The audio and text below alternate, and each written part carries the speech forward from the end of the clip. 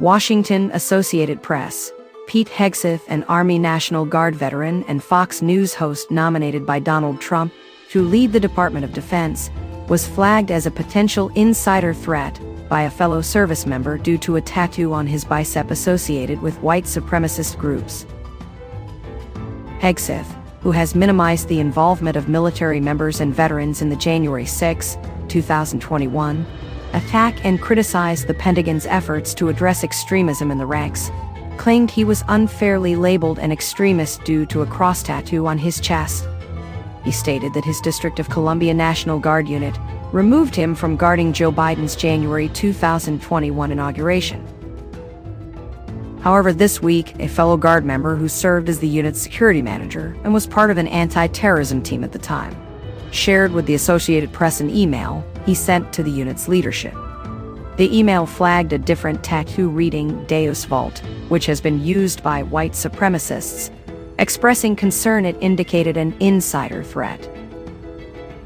If Hegseth assumes office, it would place someone who has dismissed extremism as a problem in the military in charge of a vast department. This department's leadership reacted with alarm when individuals in tactical gear stormed the U.S. Capitol on January 6 in a military-style stack formation. Hegseth has also shown support for military members accused of war crimes and criticized the military's justice system. Neither Hegseth nor the Trump transition team responded to emails seeking comment.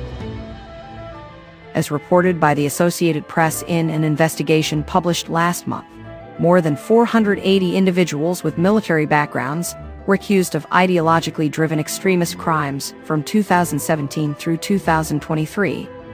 This includes over 230 arrested in connection with the January 6 insurrection, according to data collected and analyzed by the National Consortium for the Study of Terrorism and Responses to Terrorism at the University of Maryland. Although these numbers represent a small fraction of those who have served honorably in the military, the investigation found that plots involving individuals with military backgrounds were more likely to involve mass casualties. People who love our country. Since January 6, Hegseth, like many Trump supporters, has downplayed both the seriousness of the riot and the role of individuals with military training. Amid widespread condemnation following the assault, Hegseth took a different approach. On a panel on Fox News, he portrayed the crowd as patriots, saying they love freedom and were people who love our country, who had been reawoken to the reality of what the left has done to their country. Of the 14 individuals convicted in the Capitol attack for seditious conspiracy, the most serious charge resulting from January 6, 8 previously served in the military. While most of those with military backgrounds arrested after January 6 were no longer serving, more than 20 were in the military at the time of the attack, according to START. Hegseth wrote in his book, The War on Warriors, published earlier this year, that only a few or a handful of active duty soldiers and reservists had been at the Capitol that day.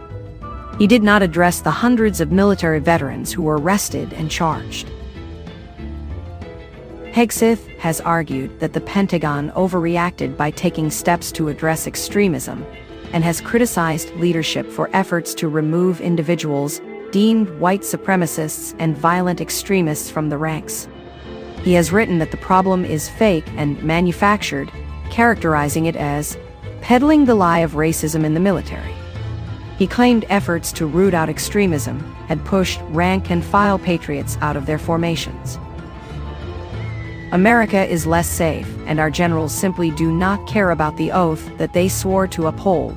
The generals are too busy assessing how domestic extremists wearing Carhartt jackets will usurp our democracy with gate barriers or flagpoles, he wrote in The War on Warriors.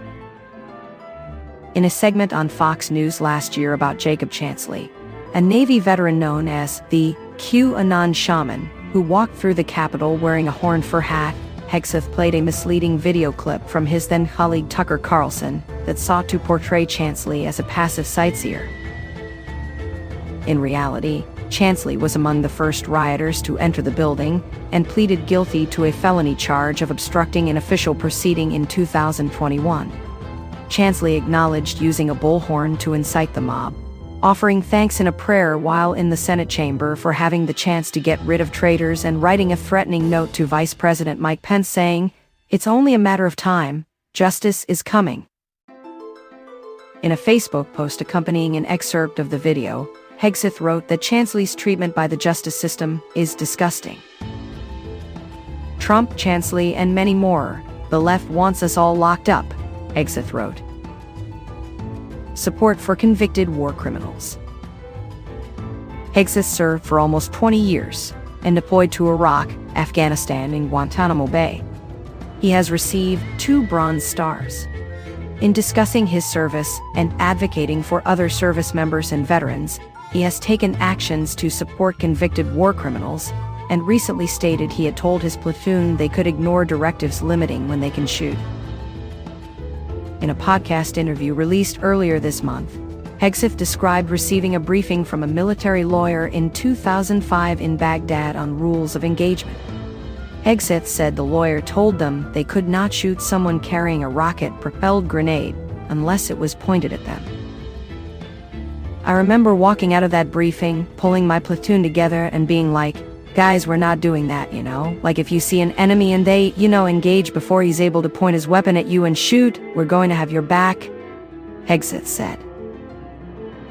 "All they do is take one incident and yell, 'war criminal,'" he said, referring to the New York Times, liberals, and Democrats.